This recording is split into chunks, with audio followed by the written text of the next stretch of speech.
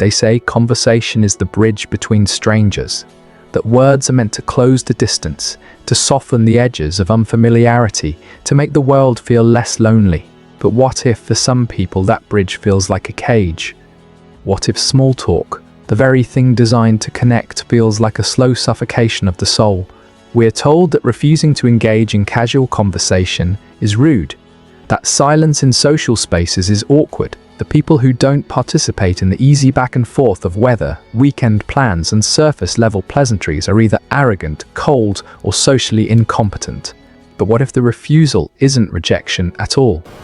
What if it's protection? What if the person standing quietly at the edge of the room, the one who answers in short sentences and avoids eye contact, isn't uninterested in connection, but exhausted by the performance of it? This is not a video about introversion. It's not about shyness.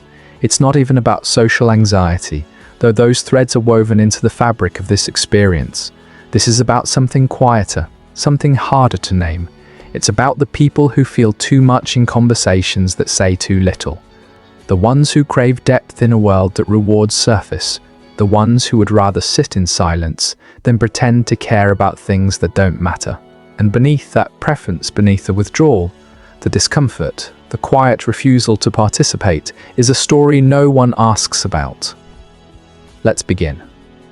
You felt it before. Standing in a crowded room, someone turns to you with a smile and asks, "So, how's your week been?" And inside, something tightens. Not because the question is offensive, not because the person is unkind, but because the answer they want doesn't exist in the language you speak. They want "good thanks, you?" But what lives inside you is heavier, more complicated, too textured for a hallway exchange. So you smile. You give the expected answer. You perform the ritual, and you feel a little less real. This is the quiet suffering of people who avoid small talk, not because they hate people, not because they lack social skills, but because small talk feels like being asked to translate your inner world into a language that erases it. You are not antisocial, you are selectively social. You are not cold, you are conserving your energy for conversations that matter. But the world doesn't see it that way. The world sees your silence as refusal, your brevity as distance, your lack of enthusiasm for shallow exchange as a flaw in your character. And so you begin to wonder, is something wrong with me? Why can't I just relax and chat like everyone else? Why does this feel so hard? We live in a culture that worships extroversion, the person who works the room, who makes everyone laugh, who can talk to anyone about anything. They are celebrated. They are seen as confident, charismatic, successful. But the person who listens more than they speak, who chooses their words carefully, who withdraws when the conversation turns shallow, they are misunderstood. Society tells us that connection requires constant engagement, that silence is uncomfortable, that if you're not talking, you're not contributing. But what if that's not true? What if the people who avoid small talk aren't disconnected, they're overconnected? What if they feel the emotional weight of every interaction so deeply that casual conversation becomes unbearable? This is not about disliking people. It's about disliking the mask you have to wear to interact with them. You don't hate small talk because it's meaningless. You hate it because it asks you to be meaningless, to flatten yourself into something digestible, to perform ease when you feel complexity, to smile and nod when your mind is somewhere else entirely. And when you do it, when you force yourself to participate, you feel a quiet erosion inside. A piece of yourself that goes quiet. A part of you that stops showing up. Let's go back to the beginning, because this pattern didn't start in adulthood. It started long before you had words for it. Maybe you grew up in a home where emotions were uncomfortable, where feelings were dismissed, minimized, or punished, where the adults around you preferred surface-level peace over emotional honesty. So you learned early, don't go deep, don't make waves, keep it light. But you couldn't, because depth is who you are, so you stopped talking. Or maybe you grew up in a home where you were talked at, not with, where conversation wasn't an exchange, it was a performance, where your words were corrected, interrupted, or ignored. So you learned, my words don't matter, my thoughts aren't wanted, and you began to withhold them. Or maybe you were the child who asked too many questions, who wanted to talk about ideas, feelings, the nature of things. And the adults around you grew impatient. They wanted you to be easier, lighter, less intense. So you learned, I am too much. And you began to shrink.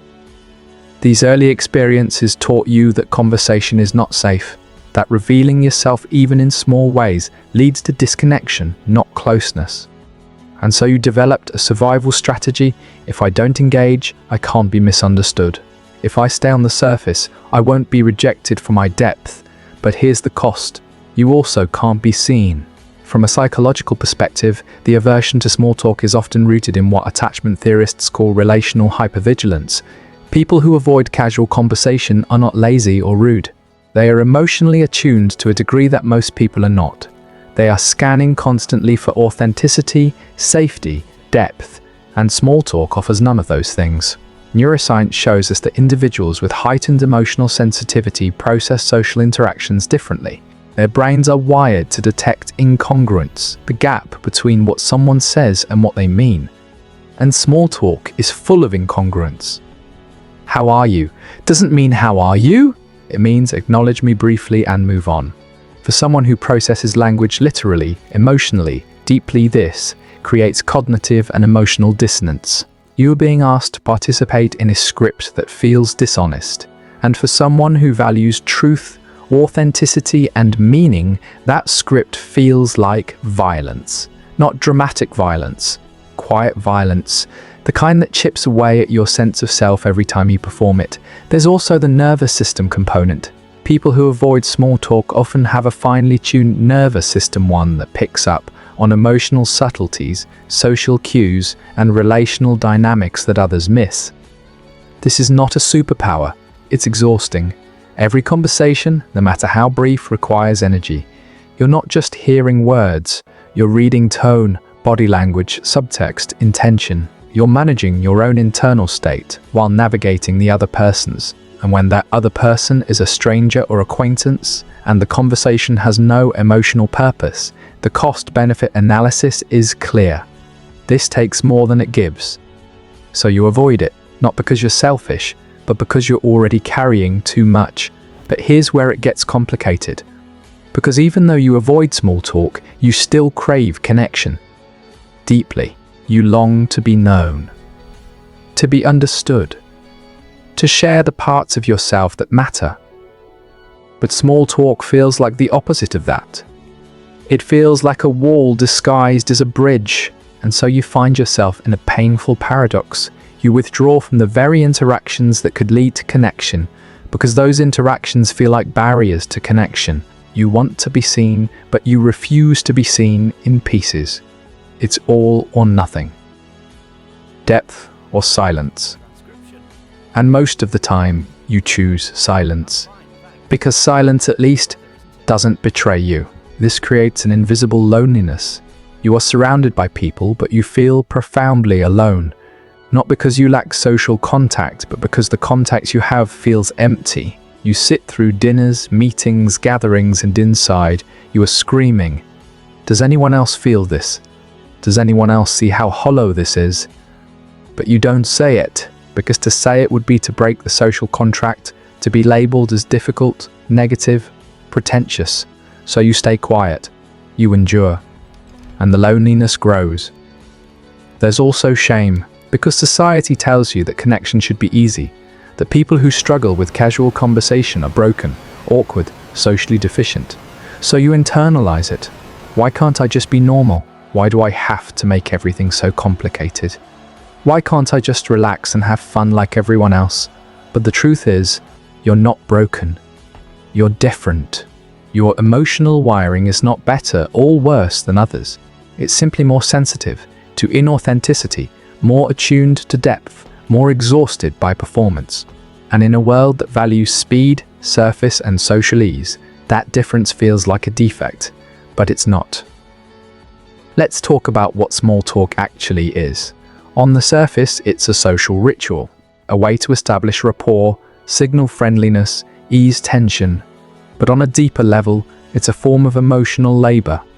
You are being asked to manage another person's comfort at the expense of your own, to smile when you don't feel like smiling, to engage when you'd rather be silent, to pretend interest when your mind is elsewhere. This is not connection, this is performance. And for people who avoid small talk, the performance feels unbearable. Not because they're selfish, but because they've spent their whole lives performing. Performing happiness, performing ease, performing normalcy. And they're tired. So when someone asks, "Nice weather, huh?" it's not the question that hurts, it's the expectation that you will, once again, put on the mask. And you just can't anymore. Here's what most people don't understand. Avoiding small talk is not the same as avoiding connection. In fact, it's often a sign of craving connection, real connection, so intensely that anything less feels like betrayal. You don't want less. You want more. You don't want shallower conversations. You want deeper ones. You're not running from people, you're running from pretense. And the tragedy is that the world reads your withdrawal as coldness, when in reality, it's care. You care so much about authenticity that you'd rather say nothing than say something hollow. You care so much about connection that you refuse to settle for its imitation. But no one sees that.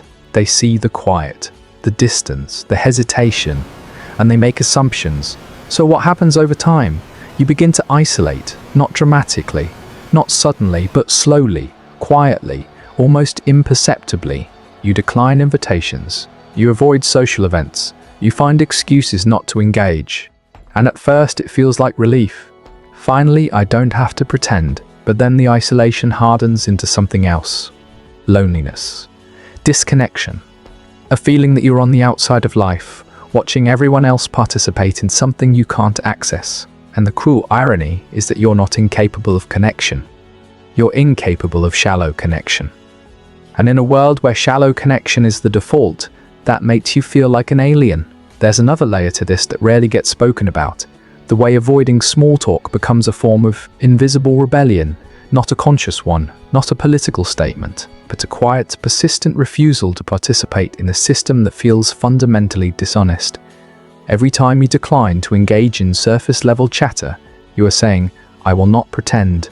Every time you choose silence over shallow words, you are protecting something sacred inside you, your truth, your depth, your refusal to be reduced. But rebellion, even quiet rebellion, is exhausting because the world doesn't reward it. The world punishes it. You are labeled as difficult, unfriendly, pretentious, antisocial, and over time, those labels begin to feel like truths. You start to believe that there is something fundamentally wrong with you, that you are the problem, that if you could just be more like everyone else, life would be easier. But here's what no one tells you. Easier doesn't mean better, and fitting in doesn't mean belonging. Let's talk about what this costs you, because the price of avoiding small talk is not just social discomfort, it's deeper than that. It's the relationships you never form because you can't get past the initial pleasantries. It's the opportunities you miss because networking feels like a form of self-betrayal. It's the isolation that hardens into a belief that you are fundamentally incompatible with the world. You watch other people move through social spaces with ease, and you wonder, what do they have that I don't? But the answer isn't that they have something you lack. It's that they're willing to sacrifice something you're not. They're willing to sacrifice depth for ease, authenticity for acceptance, truth for comfort, and you can't do that.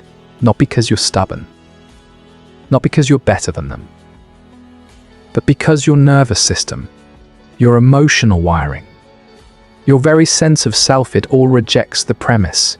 You cannot be shallow without feeling like you're disappearing. But here's the turning point, and it doesn't come as a revelation. It comes as exhaustion. One day, you're sitting in another room full of chatter, and something inside you cracks. Not breaks, cracks. And through that crack, a whisper. What if I stop pretending that I'm the problem? What if the problem is the expectation that I should be someone I'm not? This is not a dramatic shift. It's a quiet reclaiming, a permission slip you write for yourself. I don't have to engage in conversations that drain me. I don't have to apologize for needing depth. I don't have to perform ease to make others comfortable. This doesn't mean you become rude. It doesn't mean you stop caring. It means you stop betraying yourself to fit into a mold that was never made for you. Let's be clear. You are allowed to prefer meaningful conversation over small talk. You are allowed to find casual chatter exhausting. You are allowed to protect your energy by choosing when, where, and how you engage. This is not arrogance. It's self-preservation. Because for people like you, every interaction is felt, absorbed, processed. You don't skim the surface of social exchanges, you dive beneath them, and that depth is a gift, even when it feels like a burden. The truth is, the world needs different kinds of people.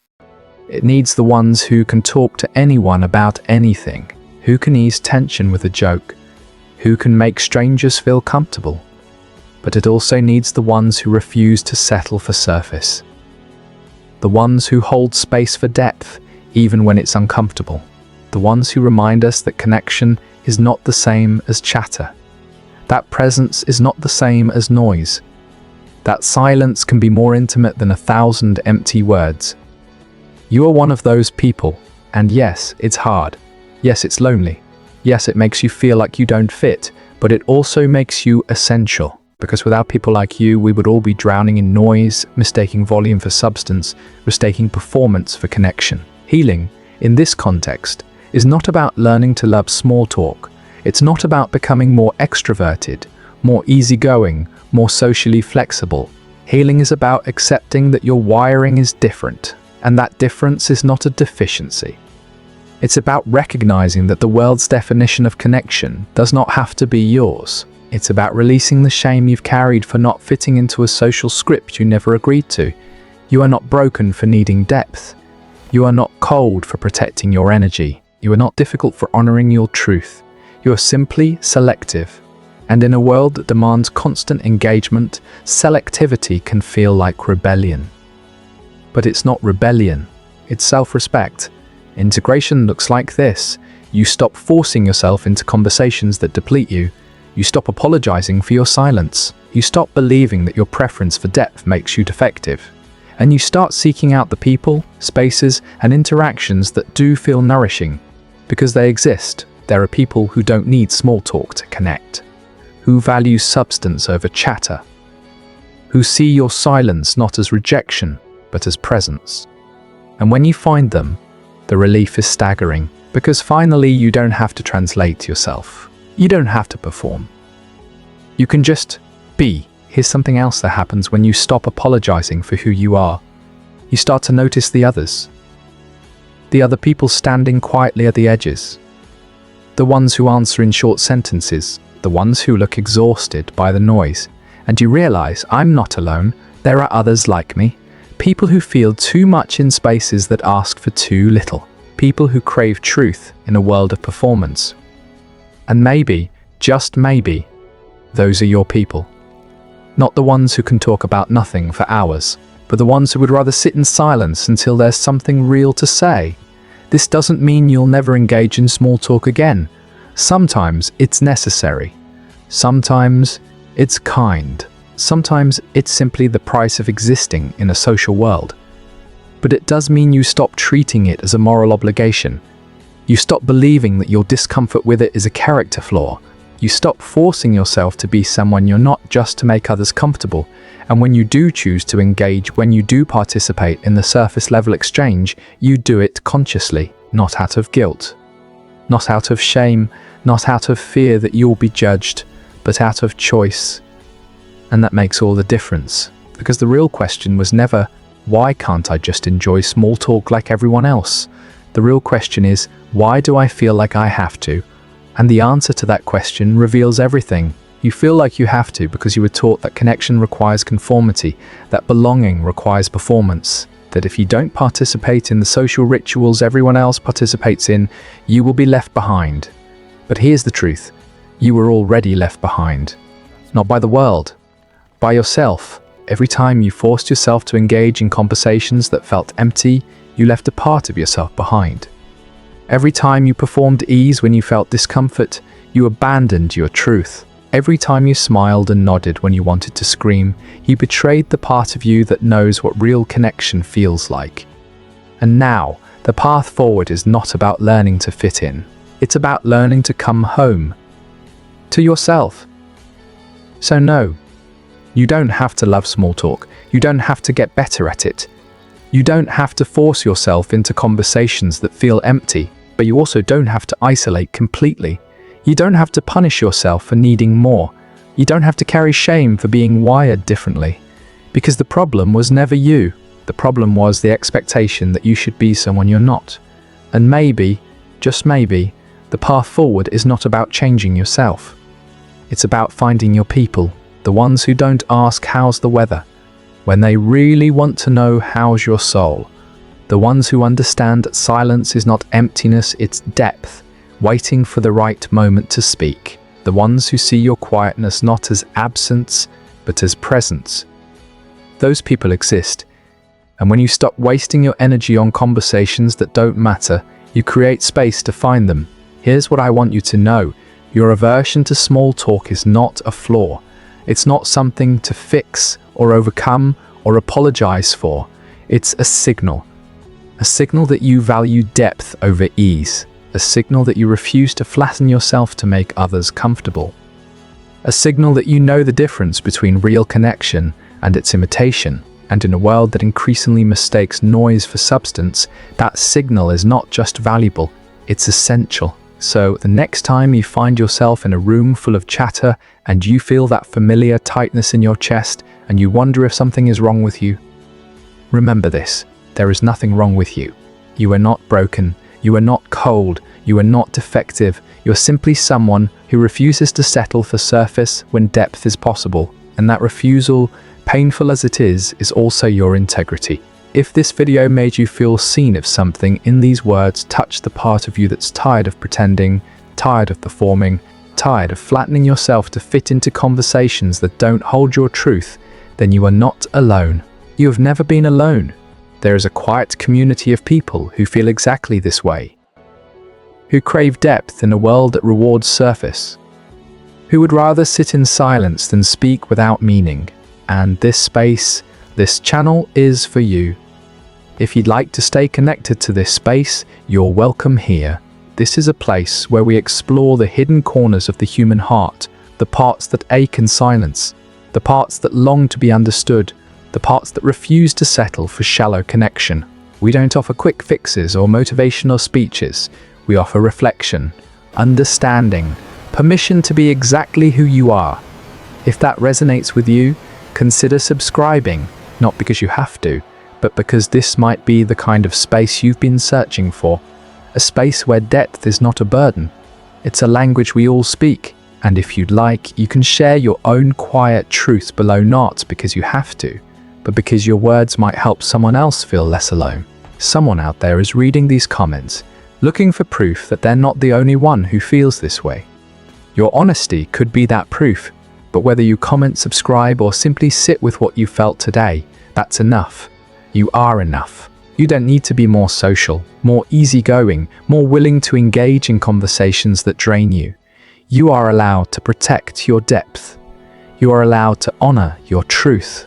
You are allowed to choose silence over pretense. Take care of yourself. You deserve gentleness.